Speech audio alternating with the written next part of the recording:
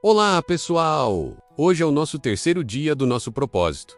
Vamos continuar com a nossa reflexão. Quando os marinheiros finalmente jogaram Jonas ao mar, a tempestade se acalmou. Mas a história não acabou ali. Deus preparou um grande peixe para engolir Jonas. Imagine a cena: o fundo do mar, a escuridão, o ventre daquele animal. Aquele lugar terrível se tornou o lugar da quebra de Jonas. Foi ali, no meio da angústia, que ele finalmente se rendeu. A oração de Jonas não foi uma oração bonita e cheia de palavras eloquentes. Foi o grito de um coração quebrado, o clamor de alguém que reconheceu seu erro. Ele disse: "Na minha angústia clamei ao Senhor, e Ele me respondeu." O arrependimento verdadeiro não busca desculpas. Ele não tenta justificar o erro. O arrependimento verdadeiro confessa o pecado e clama pela misericórdia de Deus.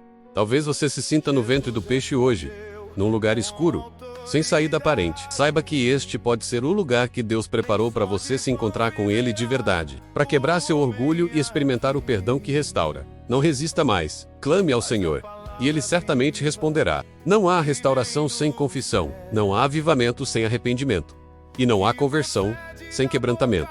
Vamos falar sobre o que aconteceu em Nínive e como isso se aplica às nossas vidas hoje. Quando o profeta Jonas, depois de muito relutar, finalmente obedece a Deus, ele chega em Nínive e proclama uma mensagem curta, mas poderosa. Há ainda 40 dias, e Nínive será subvertida. A resposta daquela cidade foi algo extraordinário. A Bíblia diz que o povo de Nínive creu em Deus. Eles não duvidaram, não zombaram, eles creram.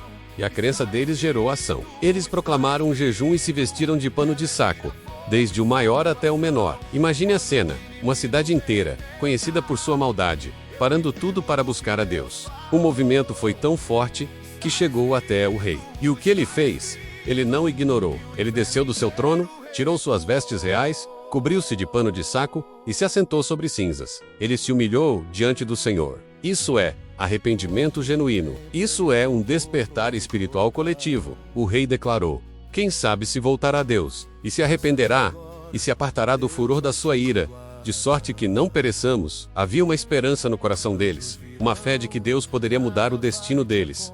E a resposta de Deus? A palavra nos diz que viu Deus as obras deles, como se converteram do seu mau caminho. E Deus se arrependeu do mal que tinha dito que lhes faria, e não o fez. Deus viu a mudança de coração, viu as obras que acompanhavam o arrependimento, e a sua misericórdia prevaleceu sobre o juízo. Agora, eu quero te convidar para um momento de clamor, uma oração de arrependimento. Onde você estiver, feche os seus olhos se puder, e ore comigo. Senhor Deus Todo-Poderoso, nós nos colocamos diante da Tua santa presença, assim como o povo de Nínive.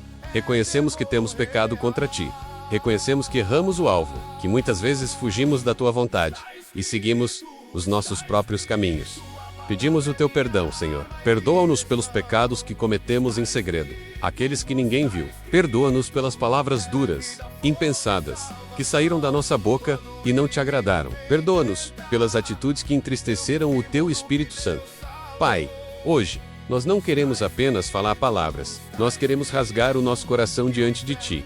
Hoje, nós confessamos as nossas falhas. Nós decidimos abandonar o pecado. Nós escolhemos retornar para os Teus braços de amor. Assim como a cidade de Nínive se humilhou, nós nos humilhamos debaixo da Tua potente mão. Lava-nos completamente com o sangue precioso de Jesus. Restaura a nossa comunhão contigo. Purifica o nosso coração de toda maldade. Renova o nosso espírito, dai-nos um novo começo. Em nome de Jesus, nós repreendemos toda cegueira espiritual que nos impede de ver a Tua verdade. Repreendemos toda dureza de coração que nos torna resistentes à Tua voz. Que este tempo de busca gere frutos que permaneçam para a eternidade. Que haja conversão genuína em nossos lares.